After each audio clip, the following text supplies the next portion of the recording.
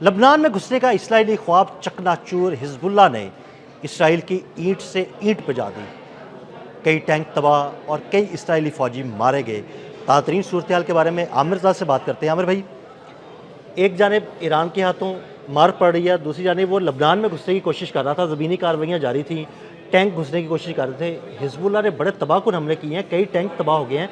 कुछ दिन पहले भी हमने बात की थी, कुछ टैंकों के बारे में आपने बताया था। अब मज़ीद टैंक तबाह हुए हैं, कई इसराइली फ़ौजी भी मारे गए हैं। देखिए, पहली बात तो ये है कि खुशखबरी ये है कि इज़राइल लबनान की सरहद से ज़रा पीछे हट गया है। और ये खबर इसलिए है कि जिस दिन आपने जिक्र किया था टैंकों की जंग का, तो उस दिन 24 घंटे में 21 टैंक जो थे, और हमने ये कहा था कि हर घंटे में एक टैंक जो है तबाह किया जा रहा है, लेकिन उसमें बख्तरबंद गाड़ियाँ भी शामिल हैं जिनकी तादाद अब 80 से ज़्यादा हो गई है। और इज़राइल जो है पीछे हटना, ये हिजबुल्लाह की जानब से आया है कि इज़राइल पीछे हटना शुरू हो गया है। और अब ये बात शुरू कर दी है इज़राइल ने कि वो हिजबुल्लाह के साथ मुज़ाकरात के लिए तैयार है, लेकिन उससे पहले शर्त यह है कि हिजबुल्लाह जो है गैर मुसल्लह हो जाए। इस पर शायद हिजबुल्लाह वाले जो हैं वो हंस रहे होंगे कि हम क्यों गैर मुसल्लह हो जाएं, ताकि आके तुम लबनान पे कब्ज़ा कर लो। ये ख्वाब आपने सही कहा कि चकनाचूर किया गया है। समझा यह जा रहा था कि हिजबुल्लाह एक ऐसी जमात है जो अस्करी तंजीम तो है, लेकिन इसका ज़्यादातर काम जो है छुपी हुई गुरिल्ला वार के साथ है। और ये खुद कुछ धमाके, और इसको जिस तरह से पोर्ट्रे किया गया था वो एक इसको दहशतगर्द तंजीम के तौर पर, अमेरिका ने इसके बारे में बहुत सारी करारदादें भी जमा कराई कि ये एक दहशतगर्द तंजीम है, इस पर पाबंदी लगाई जाए, ईरान की प्रॉक्सी है। लेकिन खुले जंगी मैदान में ये जंगी हिकमत अमली के साथ उतरेंगे, ये ना इसराइल के वहमो गुमान में था, ना ये अमेरिका के वहमो गुमान में था। वो ये समझ रहे थे कि ये एक ऐसी प्रॉक्सी है, अगर ईरान को जंग में मसरूफ़ कर दिया जाए तो उसकी प्रॉक्सीज़ की फीडिंग जो है, और जिसको शायद आप वेपनरी फीडिंग या पैसे की फीडिंग कहें, वो एकदम से रुक जाएगी। और रुकने से इसराइल को एक मौका मिलेगा कि वो लेबनान के अंदर तक जाकर हिजबुल्लाह के तमाम ठिकानों को ना सिर्फ ख़त्म कर दे, बल्कि वहाँ पर जाकर कब्ज़ा भी कर ले, और नई नौ आबादी जो है वो इसराइल के नाम से वहाँ पर बना ले। लेबनानी फ़ौज में ऐसी कोई सकत नहीं नज़र आती थी, लेकिन हुआ उलट। अल्लाह ताला कहते हैं, फरमाते हैं कि जो लोग आप लोग अपनी मनसूबाबंदी करते हैं, अल्लाह उससे बेहतर मनसूबाबंदी करने वाले हैं। बिल्कुल। अब अल्लाह ने ये हिम्मत दी हिजबुल्लाह को कि वो एक किसी मुल्क की फ़ौज से भी ज़्यादा मुनज़्ज़म तरीके से इसराइलियों के साथ टकरा गए। अब टकराने के बाद ये हुआ कि इनके ना सिर्फ फ़ौजी हलाक हुए, बल्कि उनकी एंटी टैंक जो रॉकेट्स हैं उनसे इनके टैंक्स, जिनको वो लेकर बड़ी शान शौकत के साथ शान शौकत के साथ आए थे, ये टैंक और इनकी बख्तरबंद गाड़ियाँ जिसके अंदर इनके फ़ौजी मौजूद थे, जलकर भस्म हो गए। ये लाशें तक ना उठा सके, और इवन इन्होंने इस जंग को कुछ देर के लिए रोक कर अपनी लाशें उठाई हैं, उठा कर ले गए। लेकिन उसके बाद हिजबुल्लाह की हिम्मत मज़ीद बढ़ी, वो आगे बढ़ा। उन्होंने आगे बढ़कर इनके कई शहरों पर रॉकेट दागे, ना सिर्फ उनके इन शहरों पर बल्कि ऐसी तनसीबात पर जो दिफाई नुक्ता नज़र की तनसीबात थी, जैसे सेटेलाइट जो है रिसीविंग सेंटर्स थे, उनको उन्होंने उड़ाया। फिर इनके जो एक सैटेलाइट रिसीविंग सेंटर पर हमले की हमने फुटेज भी चलाई थी, वीडियो भी मंत्रिया पर थी, उसका हमने वीलॉग किया था, और वो नाज़रीन को बताया था कि कैसे उन्होंने तबाह किया। और इसके अलावा उनके जो इंटरसेप्टर्स थे, बैटरीज थी, जो ख़ासकर ईरान के इसराइल के शुमाल की तरफ जो है, जहाँ लेबनान है, वहाँ पर जो इनके इंटरसेप्टर्स बैटरीज थी, उनको भी इन रॉकेट से निशाना बनाया गया। और ये इन्होंने एरो नामी एक इंटरसेप्टर मिज़ाइल है जो कि इसराइल का अपना तैयार करता है, उसको यहाँ पे तनसीब कर रखी थी। देखें, उनके जो 2 मेयर रोए थे वो लेबनानी सरहद के साथ ही रोए थे कि हमारे शहर तबाह कर दिए गए, मलिया मेट कर दिए गए। एक का तो नाम मुझे याद है, कतूत शमीना नाम था उस शहर का, और दूसरा मेयर जो था वो जो बेयर हेड था, गंजा सा, वो भी मौजूद था। उसके बाद आपके पास मेरा ख्याल है होगी तफसील। वो जो सारे मेयर थे वो इसलिए रोए थे कि हिजबुल्लाह ने उनको बहुत मारा था, और मारने के साथ साथ उनकी तमाम वो रसदगाहें जैसे पानी की थीं, जैसे ऑयल की थीं, उनको तबाह कर दिया था। हिजबुल्लाह ने ताक कर ऐसी जगहों को निशाना बनाया जो किसी न किसी तरीके से IDF यानी इजरायली डिफेंस फोर्सेस को रसद का काम कर रही थी।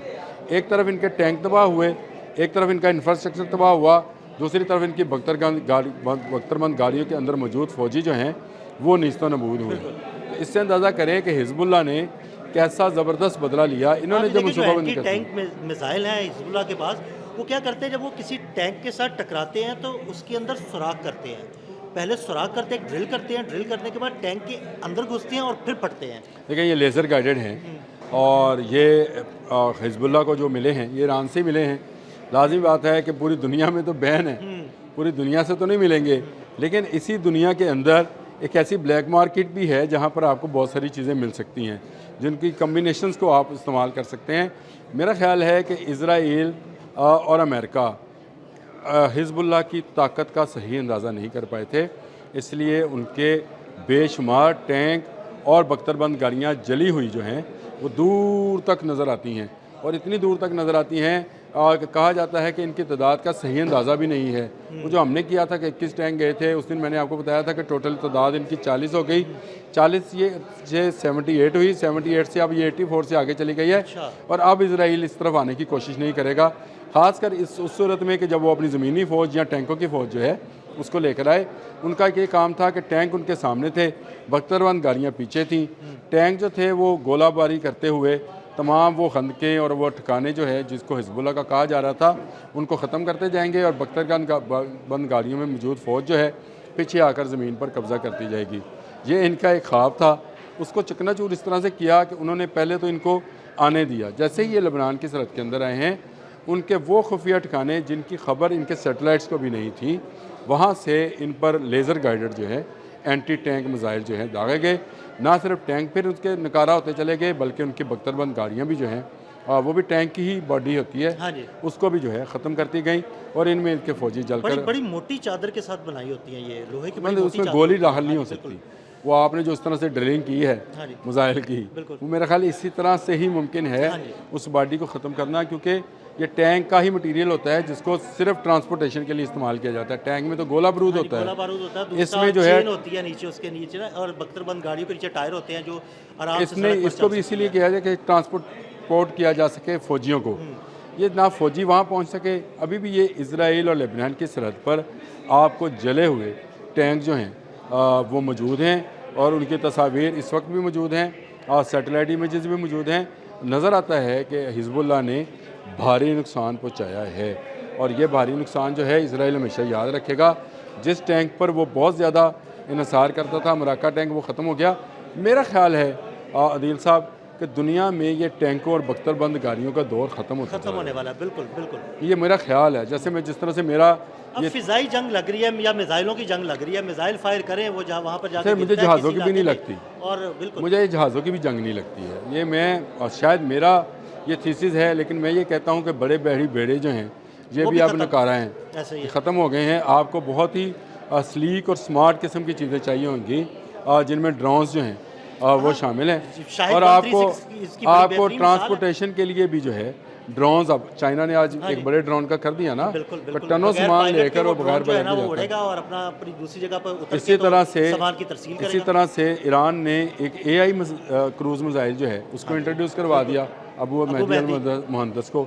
तो मेरा ख्याल है कि ये आहिस्ता आहिस्ता कन्वेंशनल जंग जो है ये बटनों की जंग होती चली जा रही है। जिस तरह से हम वो वीडियो गेम खेलते थे और मक्खियाँ आती थी तो उसको हम इस तरह मारा करते थे, ये शायद उस तरह की कोई जंग है जिसको आने वाले वक्त में देखा जा रहा है।